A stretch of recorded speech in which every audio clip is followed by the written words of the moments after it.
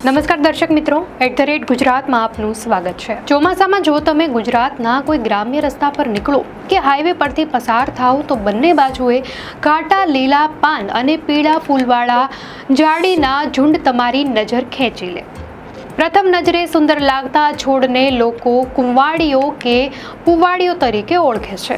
દેખાવમાં આવડ જેવા પાંદડા ધરાવતો આ છોડ સામાન્ય માણસને તો ગમતો હોય, પરંતુ હકીકતમાં તે પશુપાલકો, ખેડૂતો અને પર્યાવરણ માટે એક મોટો માથાનો દુખાવો બની ગયો છે। કુંવાડીઓ મુખ્યત્વે બે જાતનો છે, એક દેશી અને એક વિદેશી।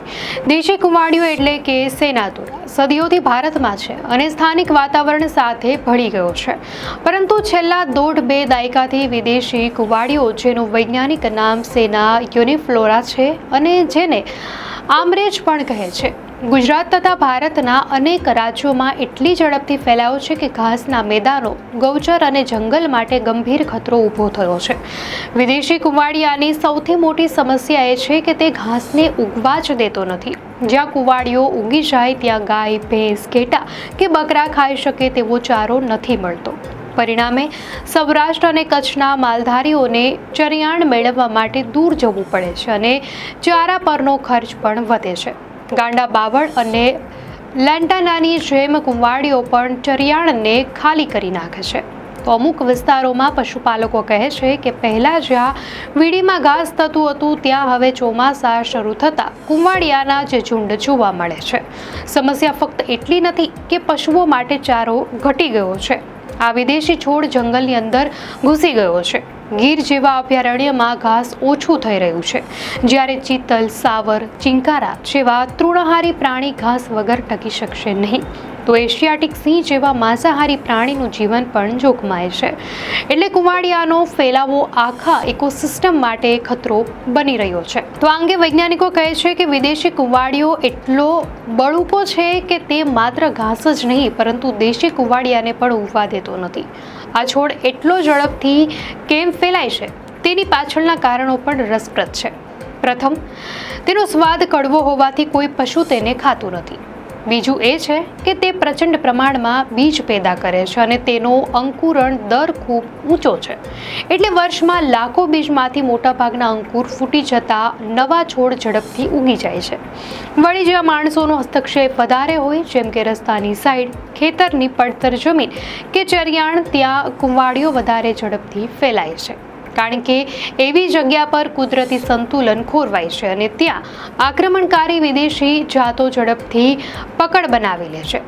વિશ્વ સ્તરે જોવામાં આવે તો આવી આક્રમણકારી પ્રજાતિઓના કારણે 2019માં આશરે $423 અબજ નુકસાન થયું હતું, પરંતુ ભારતમાં કે ગુજરાતમાં કુંવાડિયાથી કેટલું નુકસાન થાય છે તેનો કોઈ પદ્ધતિસર અભ્યાસ થયો નથી। હકીકત એ છે કે પશુપાલકો માટે ઘાસ ઘટે છે, ચારા પરનો ખર્ચ વધે છે અને જંગલના જૈવ વૈવિધ્ય પર પણ ગંભીર ખતરો ઊભો થાય છે। હવે પ્રશ્ન એ છે કે તેને કાબૂમાં કેવી રીતે લેવું? મજૂરો રાખીને હાથથી ઉપાડવું ભારે ખર્ચાળ છે।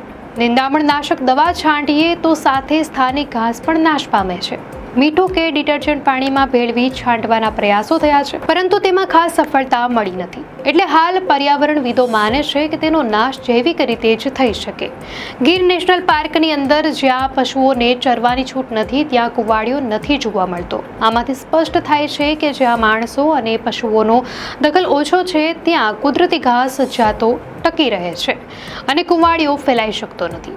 પરંતુ ગામડાના ગૌચર પર લોકોનો માલિકી ભાવ ઓછો હોવાથી કોઈ જતન થતું નથી। બધા જ પોતાના પશુઓ ચરાવવા લઈ જાય છે, પરંતુ ગૌચરને સાફ કરવા કે કુંવાડીઓ દૂર કરવા સંયુક્ત જવાબદારી નથી લેવાતી। પરિણામે સમસ્યા વધતી જાય છે। વિદેશી કુંવાડીઓ એક સુંદર દુશ્મન છે, દેખાવમાં આકર્ષક, પરંતુ વાસ્તવમાં આપણા ચરિયાણો, ઘાસના મેદાનો અને જંગલોને ખાલી કરતા જાય છે। જો સમયસર નિયંત્રણ ન લવાય તો તેનો ફેલાવો ઘાસની સ્થાનિક જાતોને પૂરેપૂરી રીતે ગાયબ કરી દેશે। તેનો સીધો અર્થ એ છે કે પશુઓને ચારો નહીં મળે, તૃણાહારી પ્રાણીઓ ઓછા થશે અને પરિણામે એશિયાટિક સિંહ જેવા પ્રાણીઓનું પણ ભવિષ્ય જોખમમાં આવશે।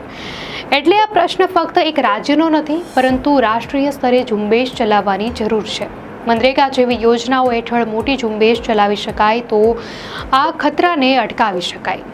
અંતે એક વિચારણીય સવાલ ઊભો થાય છે.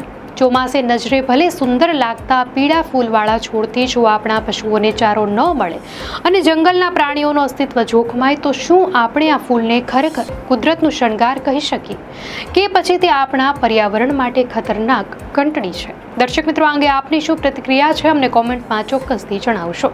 અને જો આપને આ માહિતી સારી લાગી હોય તો વિડીયોને લાઇક કરો અને ચેનલને સબસ્ક્રાઇબ કરો.